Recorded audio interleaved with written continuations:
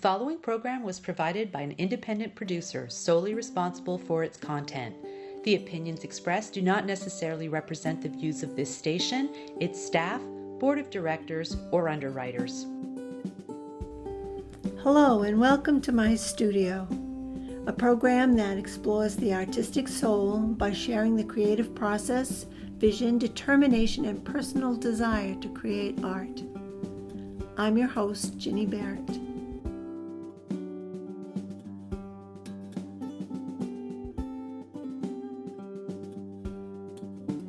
In this episode, we meet with award-winning artist Barbara Scott. Barbara works with oil paints and pastels. Her subjects include land and seascapes, still lifes, as well as portraits. We stopped in her studio while she was beginning a new portrait, and we talked about her skill and knowledge of using pastels to bring out the personality in a portrait or the story in her landscapes. Hello, my name is Barbara Scott. Welcome to my studio. Hey Barbara, thanks for letting us come and visit you today and see your work and talk to you about being an artist and why you do it and just some of the background of your personal history as an artist and to share your work with us. Thank you. It's my pleasure. So where we want to start? Absolutely. You're starting a brand new piece. I am, and this little girl actually is a friend of mine's daughter when she was probably about 3 or 4 years ago, and I just fell in love with the it's not the clearest photo, but just the purity of her face. Oh yeah. She's just a beautiful her child. Her eyes are so alive. They are, and the skin tones, of course, when you're young, it's just beautiful. Peaches and cream. It is. You've done a lot of children portraits. I have. I love doing children. I love doing portraits, but I really love doing children. They're so unguarded, you know. They haven't been tainted by life. Yeah. And everything is wonderful and new, and you see life through their eyes, you know. A great way of capturing that. So you're starting out on this young lady? Yes, and this one's a little bit of a challenge only because it's a 3/4 view. And there's a little bit of an angle to the eyes and the mouth. So if first you block in, and I did very light lines to block in the square for the head. And then from there, just to get angle of the nose, the angle of the eye. And when you do that, your arm has to be straight, and then you bring it over so that you have that angle. This eye is actually a little bit lower than this eye. So now the nose is going to be a little bit of an angle, and it's so minute, but if you don't catch it, something's going to look wrong with the portrait. And the same with the mouth. And the mouth, this side of the mouth, because it's almost like it's blocking because of the 3/4 view, when you look straight on, it's going to be even, but this part of the mouth really starts there, right under the nose, the middle of the nose, and so this part is longer, and it comes down the eye. Wow. Yeah. And the other thing, too, that is interesting is what I loved is the hair, the bangs. You know, I mean, she's a typical kid. You know, it's not like every hair in place. And little wisps that are going to, I won't do every little wisp, but I will put some wisps just to get that beautiful glow because the lighting is coming from the back. Yeah, almost a halo. It is, yeah, it is. It's beautiful. So this is a basic sketch. I like to work in pencil. Sometimes I work in a pastel pencil, but I'm going to have to put fixative over this so that it won't, because it's a graphite. When I'm working with the pastel, I don't want it picking the graphite up. I just want this as kind of like just a generic guideline to. Right, to know where to lay in the colors. It's like a footprint, I guess is the best way. So you do an underlying sketch. Yeah. And I didn't realize all the geometry of the face. Yeah, it's a lot. And then, even the just cheeks. don't sketch Look, it. you think, oh, curved. Not really. It comes down a little bit, and you're using measurements, up against. So this may have to come in just a little bit more. I'll keep tweaking this before I actually really go into it. and then this comes down a little bit, and then straight, and then down. And then this angle actually comes from this line, comes down from the edge of the nose. Now you don't see this edge you see, but that edge, you know it's there, and that's coming down. It comes right by the mouth, and then starts to form the chin. So, and then of course, same here. The chin is on a little bit of an angle, but the chin again comes down, and then there's just a little bit, and then just a little bit more, and then across that way. And then you're doing the same thing, and then coming up, there's an angle, but then it comes a little straight, and then another little angle up into the ear. Everything measured. So I got up this morning, and I'm looking at it, and I know we're all critical. Yes. You know, the worst critic. We are. This is my second drawing. I'll probably do a third one before I really get into it. But what I thought I would do is just kind of get kind of a map of what I want for a background. And so I happen to focus, because this is very busy back here, and I don't want that. I want this child to be focused, the sole focus of this piece. Right. So yes, I'll have the floor, but then from here up, I like this color here.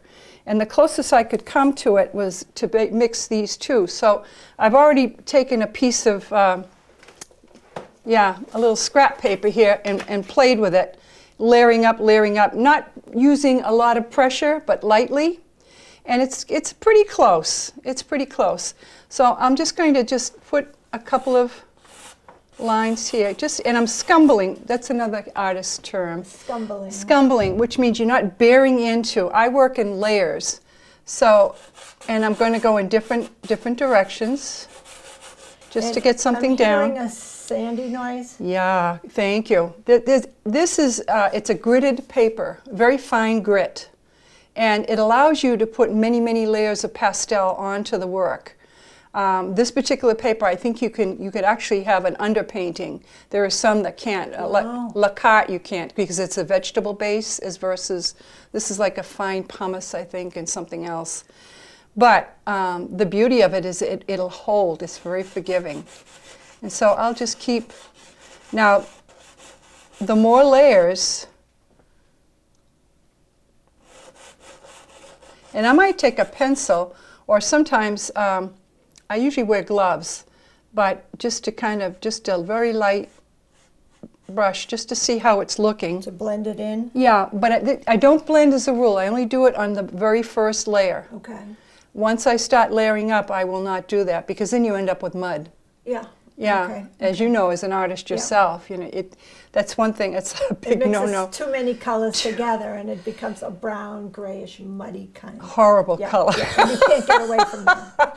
So I think I'm going to use this as a background, because I like the softness of it, and she's got beautiful blue eyes, and this is kind of a gray with a lighter gray polka dot. The other reason why I like this particular photo is I love the lines on this particular. Again, with geometry. Yeah. That's in a drawing. Yeah, and actually the lines focusing around the head. The face. Yeah. Leading you up. Yeah. Wow. Yeah. She's really a good subject. So this will take quite a while. I mean, notice how, because of the grit, yes, it's some of it, because I'm trying not to lean too heavily on it.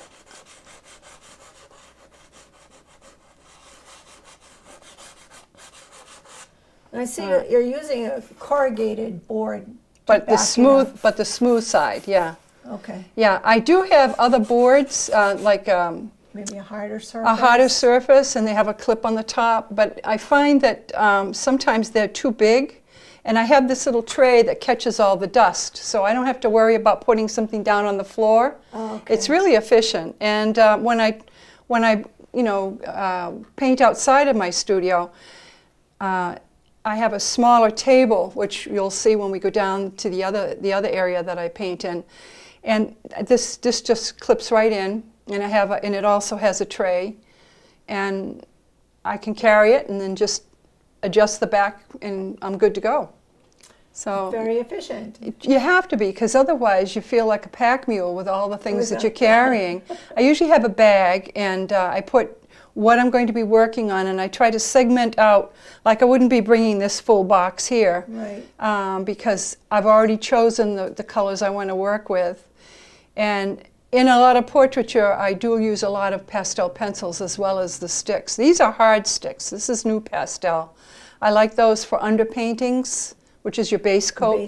Base coat. Yeah, and then I have a lot of, they're not super soft, they're kind of a medium that I work most of my painting with. And the very soft would be your final highlights. Right, for the detail work, you get a point on a point on the pencil, yeah. The pencils I like are Carbothello, Stabilo's Carbothello, Conti, and Bronzil. It's actually Holland, made in Holland, wow. but they're like butter. Oh my goodness, yeah. So you use those for your accents, and they're just beautiful colors. But the other pastels that I use, I like a lot of Terry Ludwig. I also like Girault, and some of the Senneliers, the half sticks. They're a little bit harder than the little sticks, which crumble a lot. You know, I don't care for that. Yeah, I have and you never have enough colors. You never have enough. You know, and I also like the thin line. Diane Townsend is also good.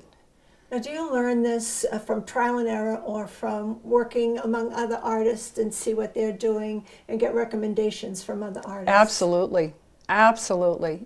You know, and things that we like to share. Yeah. That artists like to share, or you know, gee, did you see this new set out? And, you know, and someone will bring it in, and of course we drool all over it. We love it, but especially if something's on sale, because pastels, as you know, they're very expensive. Yeah. It really put a dent in, even on sale. So it has to be something that you know you're going to get good use out of. And by now I know the brands that I like to work with. There is one that I would love to, but it's so expensive. So I go for the moderately priced. Okay. And even that, just for $30 on a sale price, you're talking probably about $130. Wow. You know, so what would you recommend, say, someone that's just starting out, some of our younger viewers or younger student artists? What would be a great starting point for them? Okay, well, to get a small set of the new pastels for your underpainting, and then, you know, work with those for a little bit, and then maybe get the Carbothello Stabilo, because they have sets of 12, I think it's 40 or 45, and then 60, but get a small set.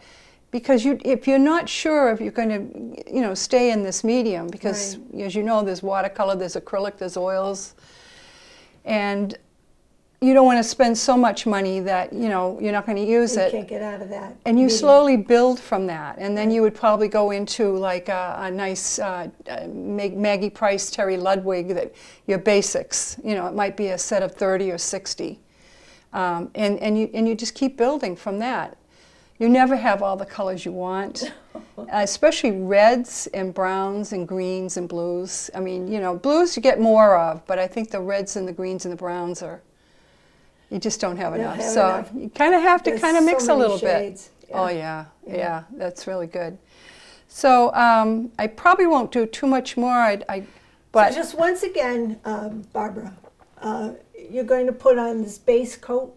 Or when do you put that fixative on? I'm going to actually do it. I'm going to do it now. So that's why I'm not going to put too much on it, and it really smells. You have to go outside, and it has to dry. Right.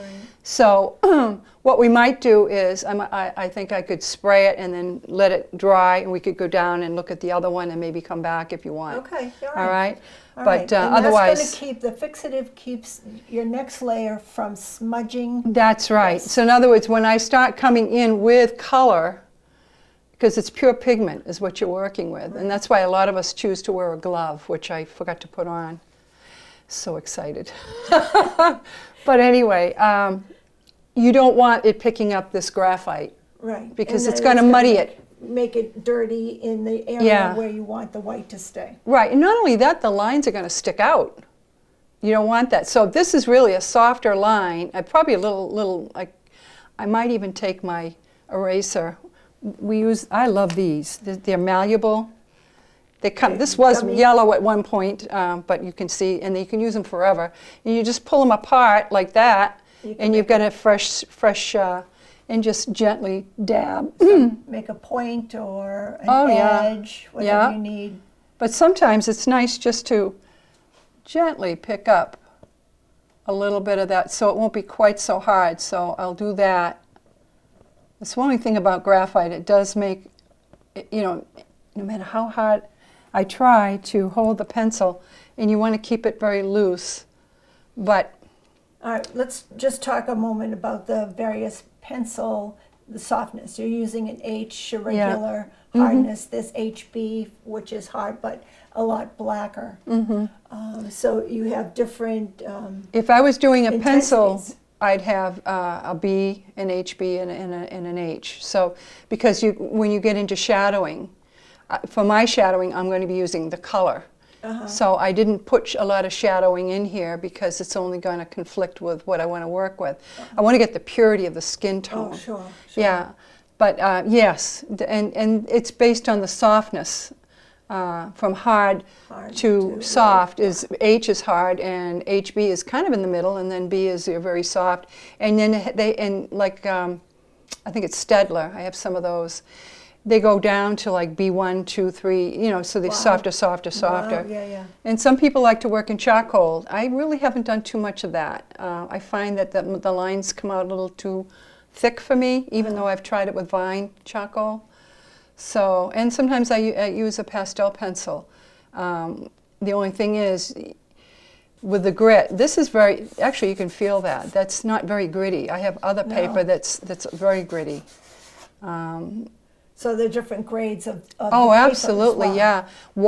Wallace paper is very gritty, and it eats up your pastel. So I'll use a lot of these for my underpainting, so that when I get to the other softer pastel, I'm actually layering up, but I don't have to worry about getting rid of these. You can see these little spots showing through. Yeah. You know, It well, gives you some texture too. It does. It does. It depends on what you want to do. Now, that's a little too much texture for me. I'll probably, you know, keep working around and bring it up. And I might bring another little color in. I'm not sure. That's the thing. You keep playing with it. So. How long does it usually take you, say, from concept to depends completion? On how much time I have.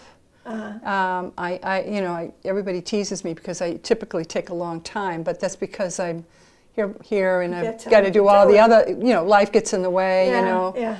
But if I really were, probably 2 or 3 weeks, if I, you know, really put, say, 3 hours a day or something like that. So if somebody wanted to do a commission, I could get something done within a short period of time. I could, yeah. I laugh because I say, don't say take your time, because I will. But you know, I had one that I did. It was actually the front of a college dorm, and it was interesting. In fact, I'll show. I think I showed it to you. It was Hawkins Hall down in Providence, Rhode Island, and it had sculptures and statues on the outside, wow. But I had like 3 weeks, and it was a side angle, so and lots of windows, and there were different oh my goodness! But you know, it was kind of fun because you know I look at something as it's a work in progress. It's not going to be I used to call them preciouses, you know, that, and I chunk it. You know, just work an area, then skip to another area, and just make sure your lines, your setup, the architecture is your footprint is right. Right. And then work all over it. What we see here now. Yeah. What you're developing now. Yeah. And I'm also going to probably take some more time. I was hoping before we met that I would have this. I had this all drawn in, as I said first time. But I just didn't like it, so I thought, well, I'll just get a start, and I started it yesterday, and that's as far as I got. But yeah, I want to get this in, just basic lines, not detail, just the basic, just so I have an idea like this with the sleeve ends. And look at all these wonderful little material, how it falls and it's wrinkled, and you know, so that'd be fun to do actually, because it gives it a sculpture look to it. You So know? it's part of the fun. It is. It's yeah. fun to do that. It's Yeah. not a challenge. It's not like, oh, I'm going to omit that. No, that's part of the fun and excitement of creating a new piece. Do you know what the secret is? Tell me. Shapes and shadows. No kidding. Yeah, that's how It I makes look it sound at it. simple. Yeah, it does. It takes that, you know, oh my God, all this, you know, work. No. So sad. Look at all the shapes and then see the shadows. So that gives it definition, you know, and then, and just the lines. It's going to be a fun piece to do. It sure will. Yeah. And again, like I said in the beginning, I don't want all this in the background. I want this little girl to shine all by herself. So that's what we're going to do. Sure she will. Okay. Thanks, Barbara, for explaining that. And I'd love to see more work and Okay. talk about how you're juried into some of the shows. And Absolutely. more of your completed work. Thanks All for right. showing us how to start. My pleasure. Well, we'll go down the other end of the house. Sounds good. We're now in my other little nook in the house that I use as a studio. It used to be my daughter's bedroom. And when she moved out, I moved in. So anyway, it gets good light from both sides, and especially in the spring and summer, it's nice to work in here. In the summer, in the mornings, because it gets kind of hot. The sun comes in this side, but so a lot of times, and I can shut the door, and I'm not bothered. Although usually I have to say the cats come in, they get on the bed and they watch. And I'm very interesting, I guess. So, but we were talking about color and you know, harmony within the tones, and this is a good example. A friend of mine went to Siena, and he's a great photographer, and he was very kindly printed me a copy of one of his photos that I absolutely fell in love with. And what I loved about it is it's like you're looking through and you're getting a peek of the background, you know, the hills and the beautiful sky, but the warmth of the frame, it's almost framing it. Yes, like a picture within a picture. Yeah, yeah. And so, and even we were just talking before we came back, and this color here is actually a very deep red. So I have like 3 or 4 shades of red working just in these walls, but they're compatible because they're in the same tone, except that one's lighter, you know. And it really gives it a warmth and brings you into this building. Yeah. It takes you a few steps further into the painting by it bringing invites that you red in, doesn't exactly. it? Yeah, yeah. And the thing about now, I just wanted to, before I forget, we were talking earlier about a basic set. This is a basic set of Terry Ludwig's, but it's got most of your colors. It's 60. They have another one that's even smaller. It's 30. But if somebody is starting out, that's what you would want for the middle range of. They're not hard and they're not soft. They're right in the middle. So I just wanted to show that just to. Are some colors harder than other colors, or softer? Are the reds softer because of the pigment? No, than these something are in all the the yellow? same. They're all the same texture. Okay. The new pastels that I was fiddling with in the beginning they're all very hard. Okay. And they're great for, you know, lines and you know, to get in some sharp edges. But once you get into this area here, you get into your softer and you're layering. Then you come in for detail. These are your pastel pencils. I have about every color you could get. But again, it's like a limited palette. I've chosen the ones that I want to work that are going to work in harmony with the rest of the painting. I'm just going to put this back here. So what I wanted to say was this particular photo, you have what we call artistic license. And what I liked is when I was looking at it, I sketched it as I saw it, and then as I was looking at it afterwards, I thought, wait a minute, this piece here, it drew me right there. So I actually increased the arch so that you don't have that distraction. And this, as beautiful as it is, and you would think, well, okay, where's your focal point? Do I want it here, or do I want the eye to go back And travel into and the travel mountains. and I want you to take a journey. So I did not put this in. However, lower down, and you can't see it too well in I the see it right photo, in here. but here it is here. And I might put a little highlight on it so it'll stand out, but I don't want it to be, I don't want the eye to stop there. Yeah. And this is a little table. I'll probably put a little glass of wine there, you know, and just imagine that I'm there someday. But again, I just want it, I'm going to title it Looking Through, because that's what you are. You're looking through, looking into the beautiful countryside of Siena. And I've used a lot of pencils in this background. And what you do is you take a very sharp point. Let me see if I can find what I was working with here. All right, this is to give you an idea. I put some of them away, but I work on the side. So as I'm layering up, it's a very soft technique, and I'm not digging into the painting. So there are many layers in here, and then once I got the background in, I wanted to bring the atmosphere, which of course the further back you go, it gets grayer or softer, it fades. So this is the cloud, the horizon, and the atmosphere just filling in the valley. But you can just make out the hills in the background.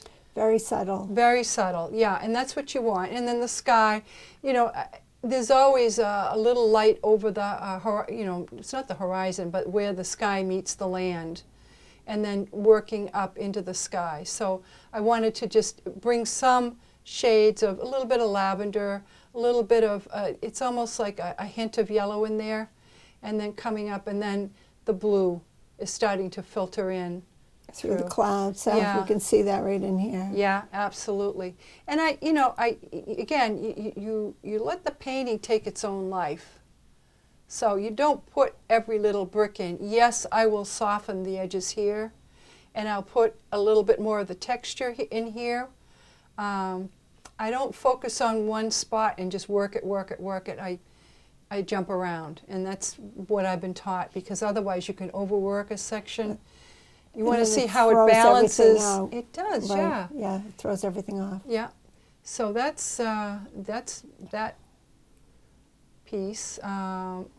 I want to travel at some point to get my own photos. I do around New England. New England. Yeah, I've taken most of my work comes from my own photography.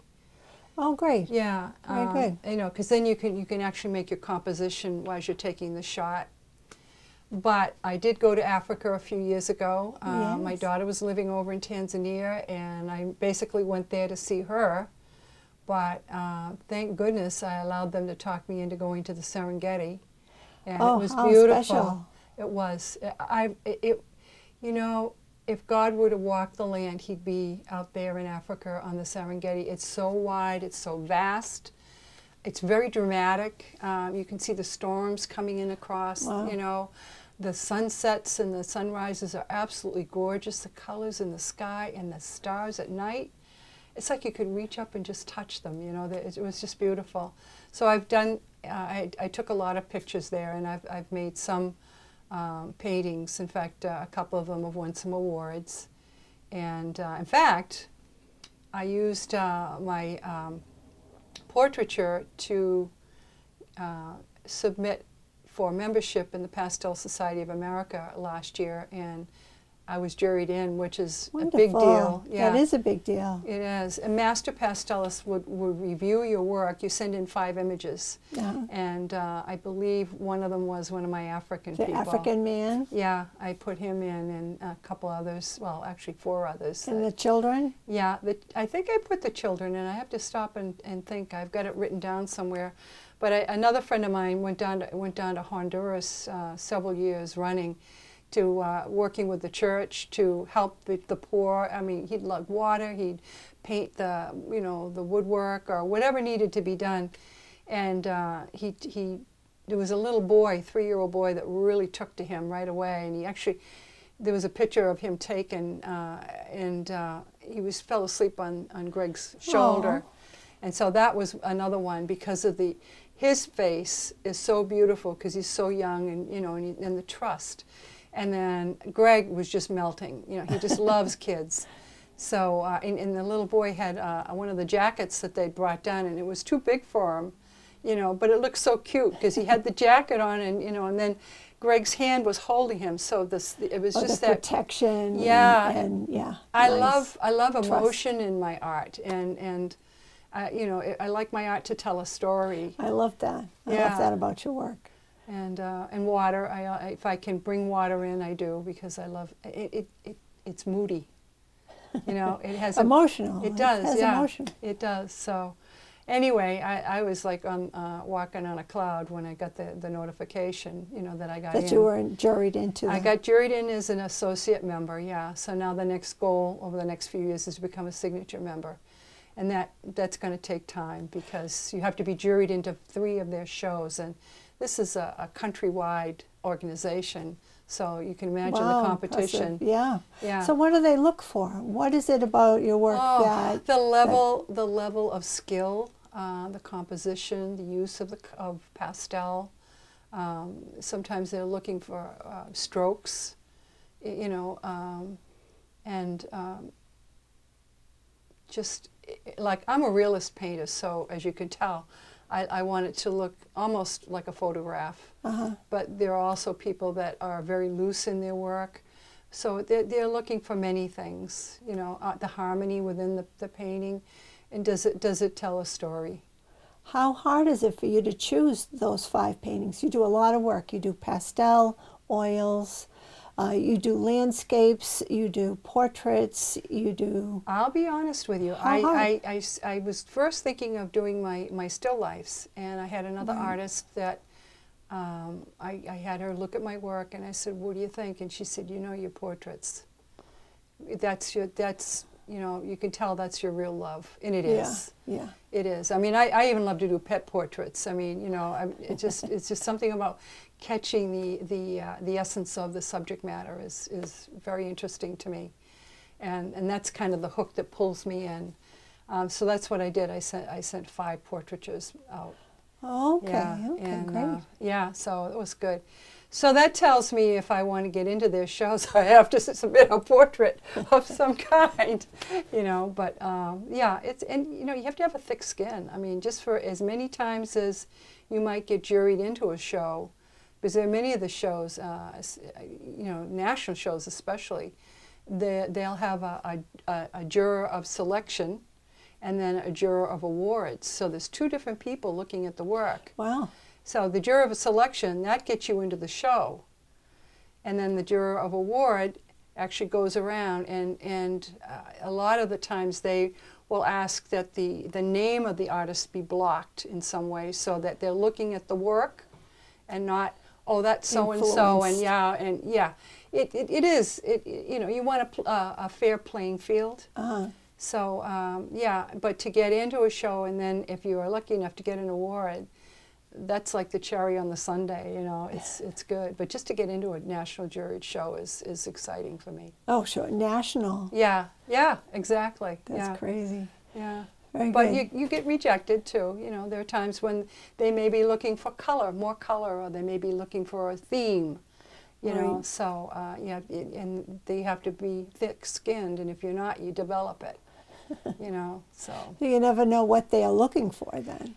You know, sometimes if you find out who the juror is, you can go up, and if they're an artist themselves, you can look at what they do, because I think that's going to influence their jurying process. That's just my opinion. Yeah. You know, but it doesn't hurt to know what they're looking for.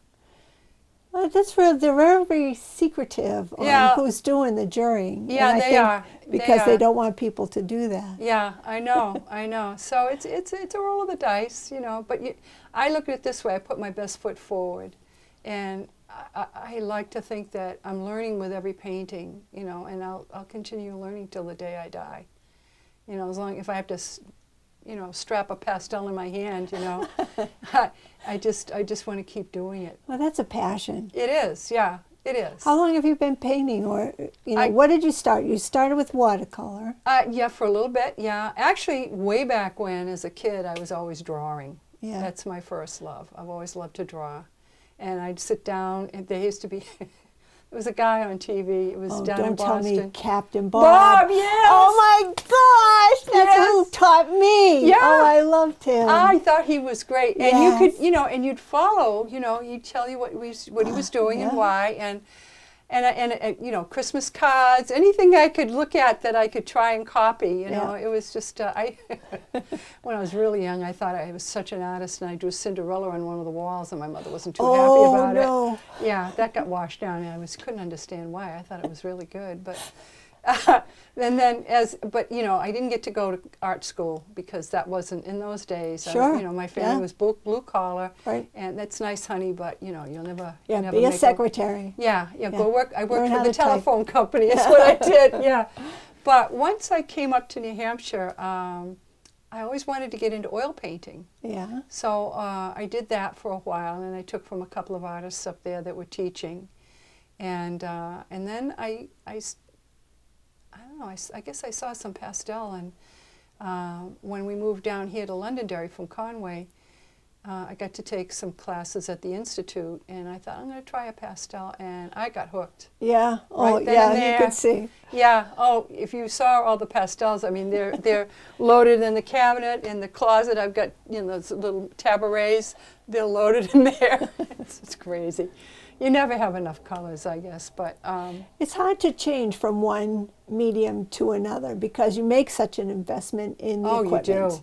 But I noticed that the color, you can achieve the same look and texture in a pastel as an oil painting.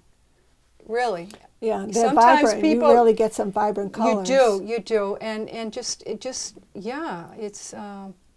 it's not that far off. It's just in oils you're working with a brush, and yeah, I still do oils. I did a commission for somebody. I did their boat. Oh. Yeah, it was fun, and but the pastels. The only difference with pastel is it's more expensive to frame. You have to mat them, or if you do on a board, which a lot of mine now are on boards, which have a textured, coating of pumice, or is a case of another one, it's a vegetable mat. Yeah, but you always have to put glass over them, whereas in oil you don't. You just get a frame and you pop it in. But you can mat or not mat, or put a little filigree around and then have your frame, but you have to have glass. But because you want a space between the pastel because it's so soft, and you don't want the glass to directly touch. Well, pastel. That's interesting that you said that, because there are some artists that put it right on the glass, which I was horrified when I first heard that. My idea, or what I was trained is that and I'm still taking workshops every year. I mean, you can't learn enough. Continuous. Yeah, but you want that to breathe.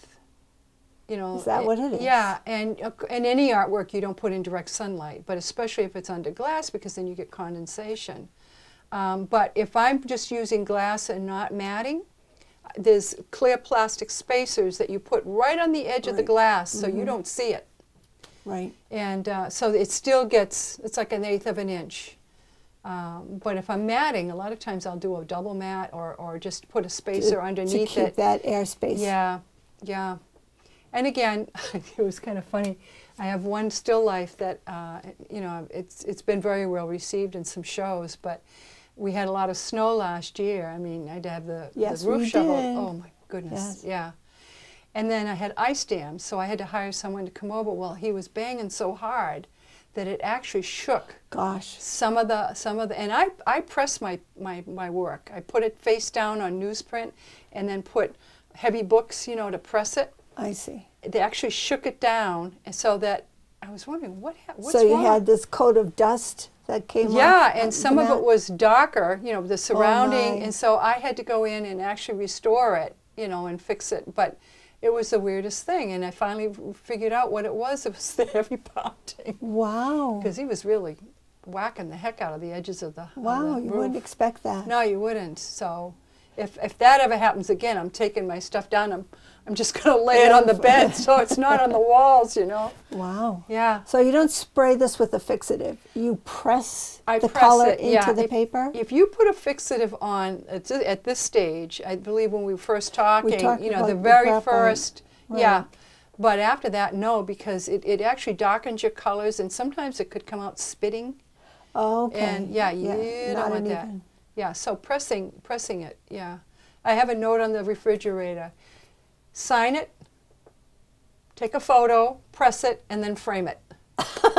You know, because if I don't, yeah, checklist. I have framed a work and then look and went, oh my Lord, I forgot to sign it. Oh, no. I have to take it all apart. Do you do your own framing? Yeah, I do. I wish I could say, oh no, I have it sent off. And no. Starving artist, so I do as much as I can. I even cut my own mats a lot of the times. Okay. Unless I'm in a time crunch, then I'll have, you know, there's a place that I go to that they'll cut a mat for me. So in between shows, I know you do a lot of shows. You do Boston, you do some local ones. Well, I did more in earlier years. I've cut back. I do Newburyport. I go up to New London.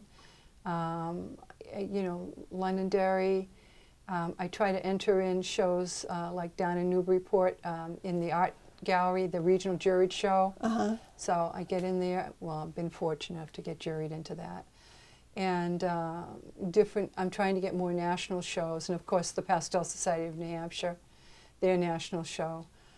This past year was the first year in 6 years that I did not get into that show. Oh, I know. how disappointing. It was. But again, you know, they were looking for one thing, and you Right. know what I submitted, well, I guess, just didn't catch the eye of the juror of selection. But you know, there's this year, so I already have in mind what I'm putting in. But yeah, I'm losing my train of thought here. Let me see, where were we? Well, I'd like to talk about your collection. You have so many pieces from various shows that maybe didn't sell, and you have to carry them back and forth. My God, I that's see so them much on your work. wall. You Yeah. know, you have to stack them and inventory them, and I don't think people realize, you know, The where work those are going. that is involved in going into a tent show. And that's where I was. When my husband passed away, well, it'll be 8 years in July, he used to help me. And so if I can't get somebody to help me, even with somebody helping you, you're exhausted. It is. It's a lot of work. So I prefer, like, to, you know, send an image and then we'll send the painting or bring the painting. If I can drive it, I will.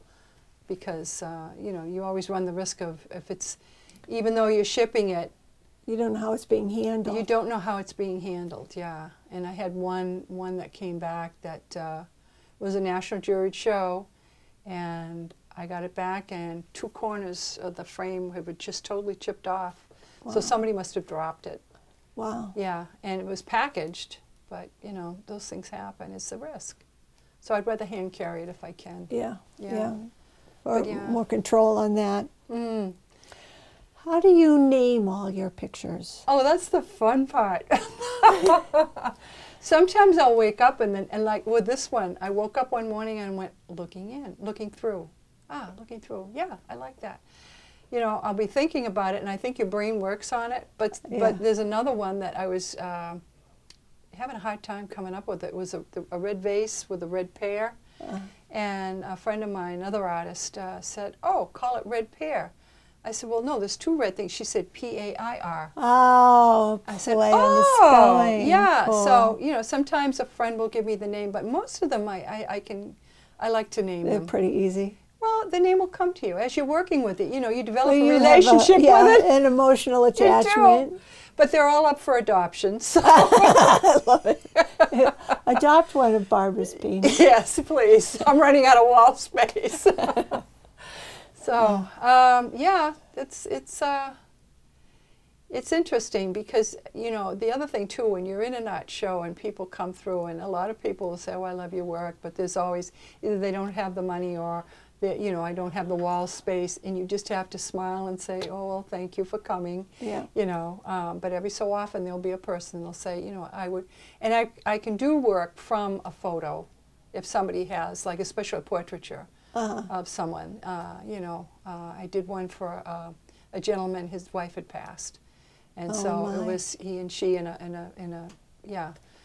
And, you know, I'm most happy when, not only when somebody buys my work, but to think that they want it in their home. Yes. That's yeah. a huge, huge Yeah, compliment. what a compliment. Yeah. Be part of their home, their family. They see it every day. Yeah, and it makes them feel it's good you. to look at it, you Yep. know. That's pretty cool. Spread a little cheer. Spread a little cheer, yeah. Yeah. So, and I've met some great people, you know, in the art world. Other artists Other and, artists, and and the then people. the workshops that the Pastel Society brings in. You know, 2 workshops a year, and they're always from out of state usually, or they're renowned. And they're just, you learn so much, and it's nice to be with a group of people, you know, just that energy is Yes, wonderful. Yeah. Yeah. We saw that with the plein air artists Oh, I when bet we you were did, up in yeah. Bartlett. There were so many of them, and they were giving advice to each other, Yes. and helping each other out, and really very supportive. I Yeah. really think very supportive was the best part, and their excitement and passion, just being in Yes. their element. Yes. And that's been true of all the artists that we've spoken to. Yeah. Oh, yeah. So where do you get your ideas? I see you have a sketchbook. I have a like, couple most of them. artists. That's an older one that, you know, I've worked from, but well, something will jump out at you, like the African man.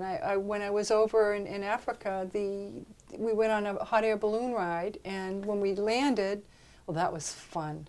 It wasn't just a little basket, it was a big basket, and you had a lower layer and an upper layer, and I was in the Wow. lower layer, so I'm saying, hey, you guys, you know, be careful, because I'm underneath here, you know, we're laughing.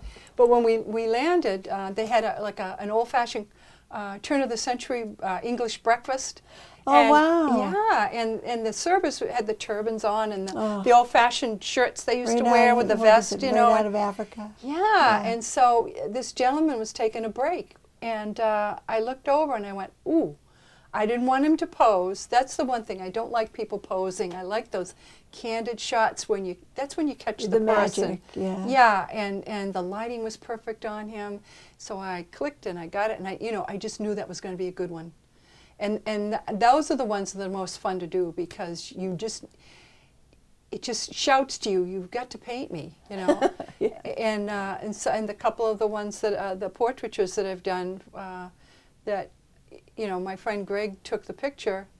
I had to do it, you know. And God love him, he's so good about loaning me a The print. photos, yeah. Yeah, you know, and then you're off to the races. But there's I like to take, as I said earlier, my own photos, and sometimes it'll be maybe the shape of something or the lighting, or like I did, there's a very iconic red house on the in the harbor in Rockport, and you know, they even use it for Motif public. number 1. Yeah, well, it's I don't know what they call the house, but it's red, and the public TV actually has hi, I'm so and so, and he's got a lobster in his hand. That's the house, you know, and it's right on the dock, on the wharf area. So, but the color of the red, just and the light on it that time of day. With the blue water. Yeah, Oh, yeah. yeah. Well, Yeah. well, the reflection right in the there. water too. You know, I mean.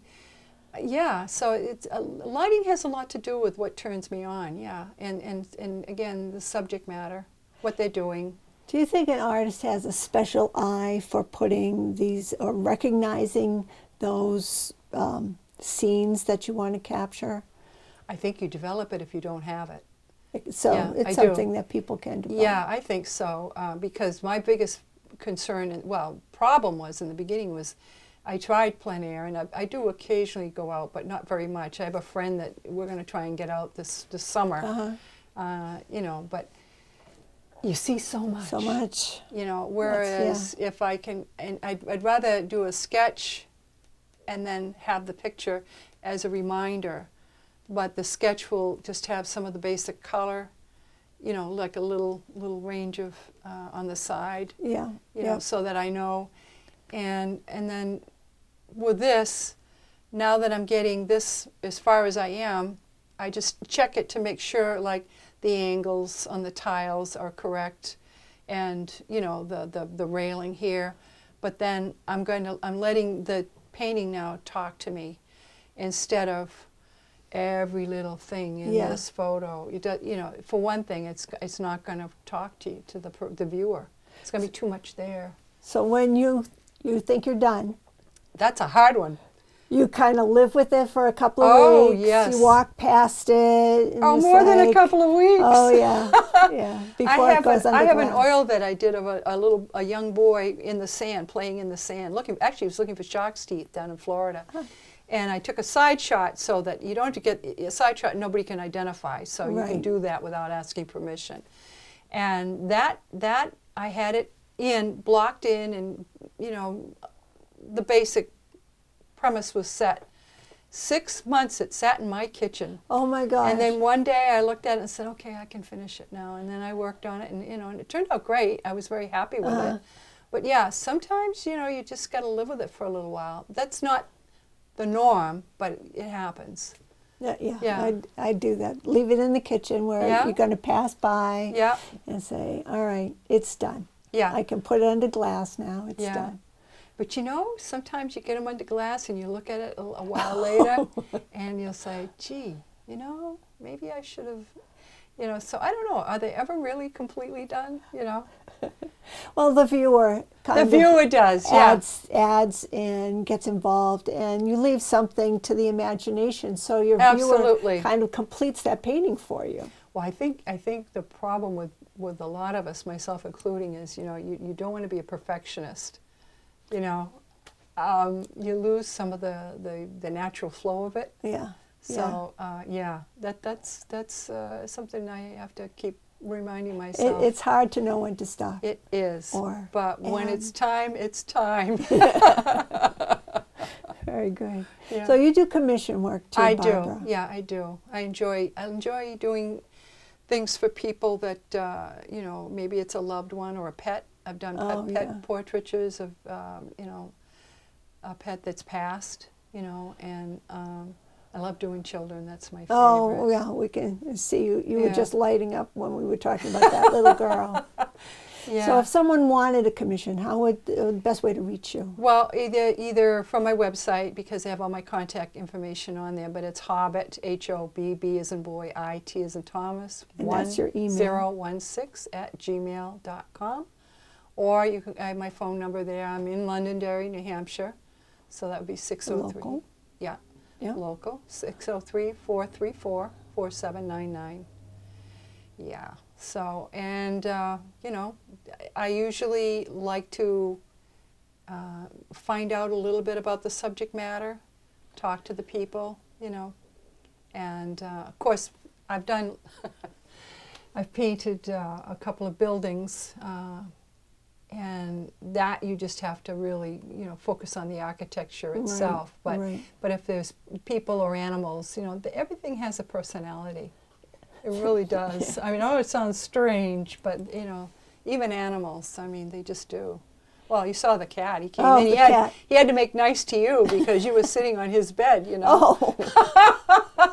And he's friendly and anyway. He let me sit here. He did, yeah. You got his approval. He nuzzled right up to you, so, you know. In fact, usually my cats, if I'm in here, one of them, I have a tendency to sit on the end of the stool, so he'll snuggle right behind me and just purr away. Oh, and the other one gets on here and they watch, you know. They keep you company. Well, yeah, and I'm very interesting for them, I guess. Yeah, so that's how it works out. What's Mom doing now? Yeah, what's she doing now? Oh, that's nice. I have to be careful, though, because there's certain things like these kneaded erasers, you know, that's a nice little thing to pick up with your mouth or kick it across the floor, you know, and so I have to make sure that things are put away. So, and also, these are pure pigments, these, and I don't want them, you know, ingesting them. So I have to make sure that they're not in here when I'm not here. You know, so when we talk about pigments, we're talking about various minerals, and clays and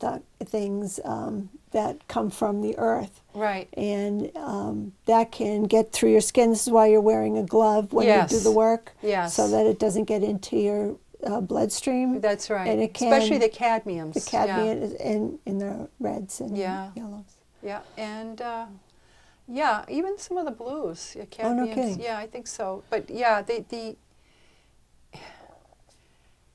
I don't rub too much into my paintings. As I said before, I layer. But when you're picking up and handling something, it's just common sense. Right. And I am right-handed, so I may have pencils in my hands. I mean, sometimes I'll look down and, my God, I've got so many pencils in my hand, but I'm working with them, so I rotate them around, But yeah, you have to be, and some people just say, no, I never bother. And other people use it's a liquid that you can put on your hands. Oh, a liquid glove? Yeah, Wow. yeah, but I prefer the glove, and then I can just take it off and get rid of all and get of rid it. of it. Yeah, Very good. which is good. So Now, your website has a lot of your work on different types, portraits specifically, or oils or pastels.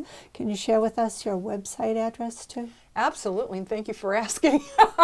www.barbarascottart.com. It's all one word. Okay. And yeah, it was funny. I used to have a sign when I was in a lot of the shows, and it said Barbara Scott Art, and someone said, "Oh, your last name is Art." I thought, I think I need a new sign because that's not working. It was just funny, How just, people read. oh my Yeah. goodness, yeah, they're so literal. Well, I am too. I mean, you could say something, and my mind is thinking something totally different. What your meaning is until you explain. Oh, that's what you're talking about. So it's not uncommon. Yeah. Very good. Well, is there anything else that you'd like to share with our viewing audience?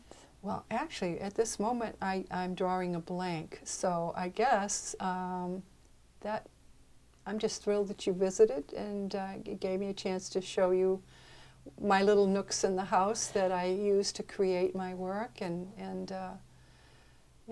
just it's one of the things that I just love doing. And you're making space for it here in your house. I am. You find yeah. time to do it. Yeah, sometimes it's hard to carve the time out, especially like when you have to mow the lawn or get the snowblower going in the winter. And I also am busy. I'm a member of the Pastel Society of New Hampshire board, so I do their website. And I'm also on the Londonderry Arts Council, and that keeps me busy too because I do their press releases, and I help. We work as teams, for the shows that we put on. So I'll be running the Art in Action At the in Londonderry May. Arts. What's their website? Info at londonderryartscouncil.org. Org. Yeah, and it's I think it's the 14th and 15th of May. It's the second weekend in May, and it's right at Max Apples. Okay. Yeah, so we usually have about 24 artists. Oh, what fun. Oh, yeah, and we have three-dimensional artists like, oh my goodness, a wood carver, fiber arts. Nice. A weaver. Yeah, so we've incorporated more of the arts and pottery. And the artists will be there doing some of their work? Everybody has to be working on their art. Very good. And the best part is you get to talk to the people that come through, and a lot of people bring their kids, which really makes it fun. Yeah. Because they get to ask the artists, why are you doing Personal that? questioning. Yeah, you get to show your process. People don't understand there is a process to art. It's not like just taking a picture.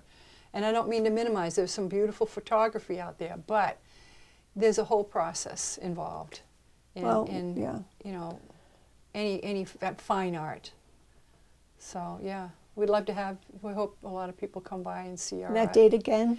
I believe it's the 14th and 15th of May. It's the weekend after Mother's Day. Oh, okay. Yeah, Easy to remember. Yeah, There's a lot of reminders about when Mother's Day is. I know. It's a good take Mom day. out the next week. That's right. Buy Mom a painting. There you go. There you go. Barbara, thanks so much for joining us. And Thank we you. really appreciated you taking the time Oh, my and telling us pleasure. about your process. My pleasure. It's always wonderful to be able to talk about your work. Very So good. thank you so much for joining me.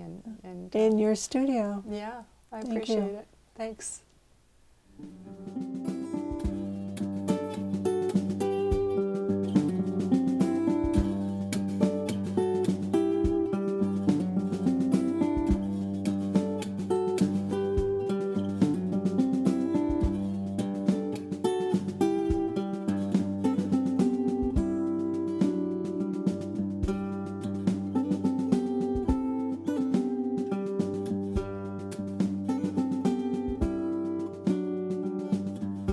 preceding program was provided by an independent producer solely responsible for its content. The opinions expressed do not necessarily represent the views of this station, its staff, board of directors, or underwriters.